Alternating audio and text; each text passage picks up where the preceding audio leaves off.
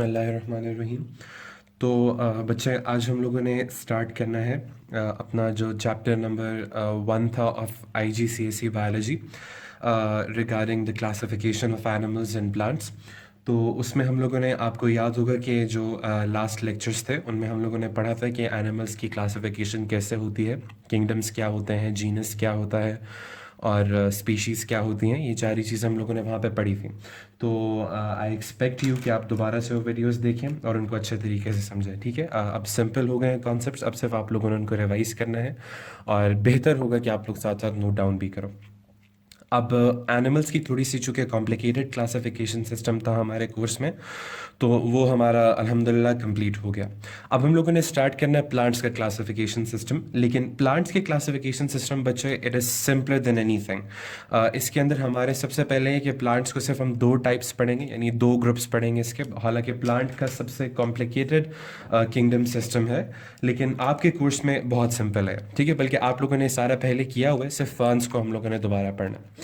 तो प्लांट्स को अगर बच्चे देखें कि प्लांट्स को कैसे क्लासिफाई किया जाता है, तो प्लांट्स को बच्चे समझ लें कि हम लोगों ने दो टाइप्स में डिवाइड किया। वो दो टाइप्स क्या हैं? एक को हम लोग कहते हैं एंजियोस्पर्म्स और दूसरे जो होते हैं वो होते हैं फर्न्स। ठीक है, जिम्नोस्पर्म्स क्या होते हैं और बाकी चीज़ें क्या होती हैं, वो स्पोरोफाइटा वगैरह, ये हमारे कोर्स में नहीं है। ठीक है, ये आप अगर आगे FSC या A लेवल्स करते हैं तो वहाँ पे आएगा।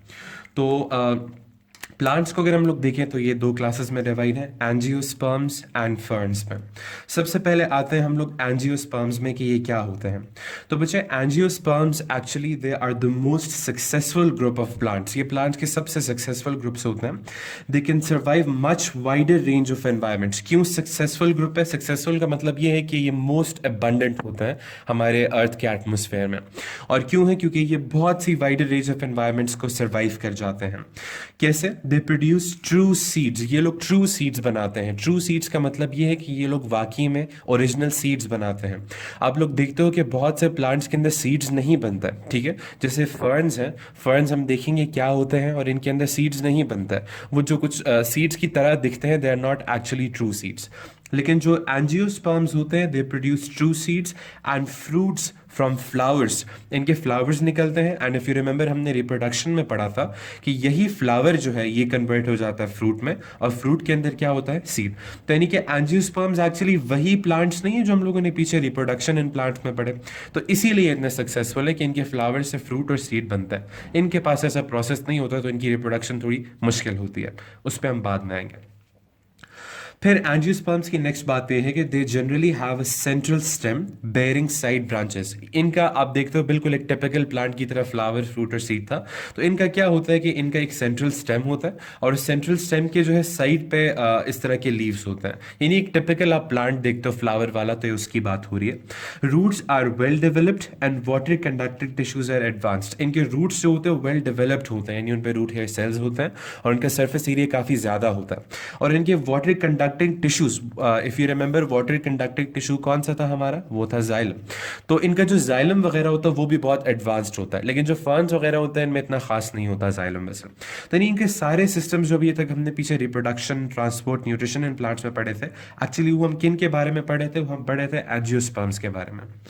फिर नेक्स्ट है कि reproduction depends upon flowers. Reproduction जिस हम लोगों ने पीछे भी पढ़ा था कि रिप्रोडक्शन पूरी की पूरी किस पे डिपेंड कर रही है? फ्लावर्स पे। और फ्लावर्स के अंदर जाहिर रिप्रोडक्शन हो रही है फ्लावर्स में, तो मेल एंड फीमेल गैमीट्स की ज़रूरत होगी। तो मेल गैमीट्स जो होते हैं वो किस में होते हैं? वो हमारे होते हैं पोलन ग्रेन्स में। And female gametes are in the ovule. तो ओव्यूल यानी कि जो फ्लावर की नीचे वाली जगह थी वहाँ पे ओव्यूल होता है और मेल के अंदर पोलन ग्रेन्स होता है। उसके बाद also produce fruits which aid in the dispersal of the seeds. फिर ये क्या प्रोड्यूस करते हैं? फ्रूट्स प्रोड्यूस करते हैं आफ्टर रिप्रोडक्शन, जो एड करते हैं, जो हेल्प करते हैं the dispersal of seed. Fruit कैसे करते थे? इफ यू रिमेंबर, तो फ्रूट मीठा होता था, कलरफुल होता था, रफ होता था, तो एनिमल्स को अट्रैक्ट करता था। उसकी मदद से सीड जो है वो डिस्पर्स होता था। So these are the specialities of angiosperms. ठीक है, फिर एंजियोस्पर्म्स की थोड़ी सी अगर हम सीड की तरफ आए हैं, तो सीड की बेसिस पे एंजियोस्पर्म्स फर्दर दो टाइप्स में डिवाइडेड है। ठीक है, आपको समझ आएगी ये प्लांट्स दो टाइप्स में डिवाइडेड थे। कौन कौन सी थी वो दो टाइप्स? वो दो टाइप्स थी एंजियोस्पर्म्स एंड फर्न्स थी। एंजियोस्पर्म्स का हमने देखा तो बिल्कुल टिपिकल जो हम लोगों ने पीछे प्लांट्स को पढ़ा एग्जैक्टली वही है। उसके बाद हमने देखा कि सीड की बेसिस पे एंजियोस्पर्म्स फर्दर दो टाइप्स में डिवाइडेड है, मोनोकॉट्स और डाइकॉट्स।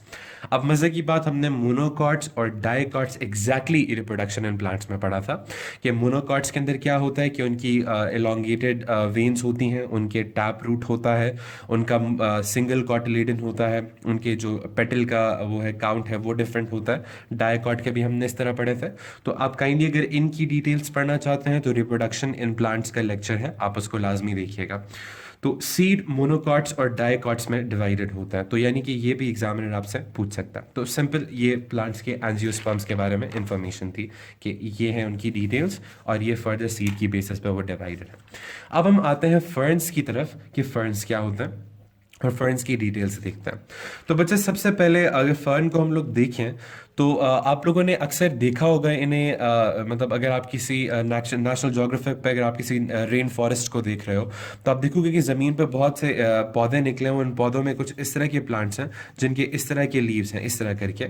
मैं अभी आपको एक इमेज भी दिखाऊंगा जिस तरह हम लोगों ने पीछे इमेजेस की हेल्प से पढ़ा है। तो कुछ इस तरह के उनके लीव्स होते हैं, ठीक है। और इन लीव्स के अंदर ना ही फ्लावर बनता है, ना ही इसके अंदर सीड बनते हैं, और ना ही इनके प्रॉपर वैस्कुलर टिश्यूज होते हैं, ना ही इनके प्रॉपर रूट्स होते हैं। और ये रिप्रोड्यूस कैसे करते हैं? एक्चुअली इनके जो ये लीव्स हैं इनके नीचे से छोटे छोटे स्पोर्स बनने शुरू हो जाते हैं, और इन स्पोर्स की मदद से ये आगे स्पोर्स जो है टूटते हैं और स्पोर्स सीड की तरह ही आगे डिस्पर्स होकर रिप्रोड्यूस करते हैं। लेकिन ये जो स्पोर्स होते हैं they are a bit different from seeds. तो फर्न्स क्या होते हैं? They are spore bearing plants. ये वो वाले प्लांट्स हैं जिनके अंदर स्पोर्स बनते हैं। स्पोर्स का मतलब छोटे छोटे डॉट टाइप स्ट्रक्चर्स होते हैं। They have true vascular tissues. इनके पास भी वैस्कुलर टिश्यूज होते हैं, यानी कि इनके अंदर भी जाइलम फ्लोएम होता है, और वो ट्रू यानी कि वो असली वाला होता है, लेकिन वो इतना वेल डेवलप नहीं होता। They have strong roots. इनके रूट्स स्ट्रॉन्ग होते हैं। Contain large leaves called fronds. और इनके लीव्स जो होते हैं वो लार्ज लार्ज इस तरह के होते हैं। ये मतलब ये छोटे लीव्स नहीं है, एक्चुअली पूरा इटसेल्फ एक लीफ है, ठीक है। और इस लार्ज लीफ को हम लोग कहते हैं फ्रॉन्ट। और आपसे ये एमसीक्यूज में आईजी में बहुत बार पूछा गया है कि these types of plants have fronds like leaves. तो वो कौन से हैं? वो हैं हमारे ferns. And they can thrive in areas with little light. ये उन एरियाज में भी रह सकता है जहाँ पे थोड़ी सी लाइट हो। यानी आपने रेन फॉरेस्ट में देखा होगा ऊपर बहुत से ट्रीज की कैनोपी होती है और नीचे जमीन पे साये में ये लोग रह रहे होते हैं। Abundant in wet habitats. और वही रेन फॉरेस्ट की जिस तरह मैंने बात की, तो ये वेट हैबिटेट्स में बहुत ज़्यादा होता है। सो इनकी इतनी ही बातें हैं, लेकिन ये एमसीक्यूज में बहुत पूछा जाता है। They are spore bearing plants, they have true vascular tissues, they have strong roots, they contain large leaves called fronds, and they can thrive in areas with little light, and they're abundant in wet habitats. अब मैं आपको एक image दिखाता हूँ ferns की, इसके बाद हम आते हैं क्लासिफिकेशन के क्वेश्चंस पर।